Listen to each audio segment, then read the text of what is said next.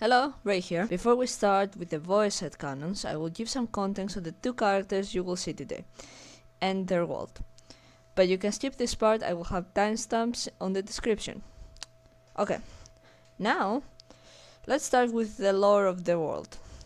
In this world, there is a pantheon of many gods. If you can imagine a concept, there is a god for it. Some examples are freedom, justice, winter, etc. And while people know about them, all of them, everyone chooses to worship whoever they like.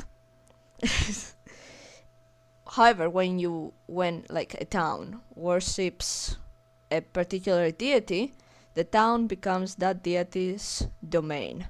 So, for example, if a town worships the sun god, the town becomes the sun god's domain.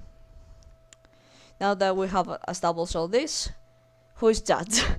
Judge was a priest of the Temple of Justice. Why was? They quit it. They hated the job so much that they quit it and left. And started traveling the world to help humans and spread the word of justice the right way, the true way. So they still talk about justice and they still spread the quote-unquote gospel, but they do it in a more action orientated way. And now, the woman of the hour, the one and only Lady Lenore. Who is she? Lenore is the goddess that represents all types of deceit. She's pretty dramatic and loves a good play, especially the ones she stars in. And that's all I'm gonna say about her for now. And if you want to learn more about them, especially Judge, who is the main character, follow me for more content. I'm making a comic and I will update when that comes. Yeah, thank you. Now to the voices. It will be done immediately, then. Understood, Mother. Commencing the assignment now. Then very well, Mother. I'll begin right away and be back soon. I hear you, Mother, and obey. I will return when the task is complete. Thank you for thinking of me for this task. I'll make it happen shortly. The task is clear to me, Mother. I go.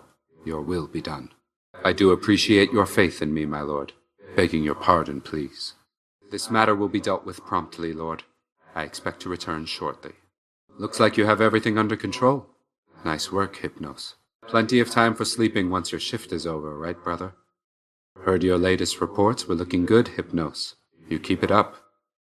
Anyway, good catching up, Hypnos. I don't think Mother Nyx requires your concern. Though by all means, talk to her about it if you like. Mother Nyx told me you restored the eldest sigil, Zagreus. I couldn't believe that was your doing. What you did, it meant a lot to her. No, not everyone is quite as sharing as you are, Zag, nor as inclined to pry. But still, in this case, sounds like it worked out. So thank you.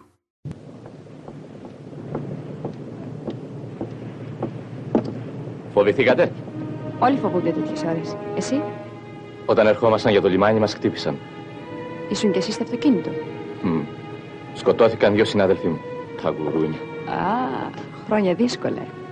Εσύ πολέμησες? Όχι ακόμα. Θα πολεμήσεις τώρα στην Κρήτη. Από εκεί είμαι. Περίμενε. Είναι το σπίτι της μητέρας. Πατέρα, αυτό το σπίτι τα αγαπάω. Κατάλαβε με, δεν θέλω να γκρεμιστεί. Elizabeth, to whom Jane very soon communicated the chief of all this, heard it in silent indignation. Her heart was divided between concern for her sister and resentment against all others. To Caroline's assertion of her brother's being partial to Miss Darcy she paid no credit. That he was really fond of Jane she doubted no more than she had ever done, and much as she had always been disposed to like him, she could not think without anger, hardly without contempt, on that easiness of temper, that want of proper resolution, which now made him the slave of his designing friends, and led him to sacrifice his own happiness to the caprice of their inclination. "My dear Jane," exclaimed Elizabeth, "you are too good. Your sweetness and disinterestedness are really angelic. I do not know what to say to you. I feel as if I had never done you justice, or loved you as you deserve."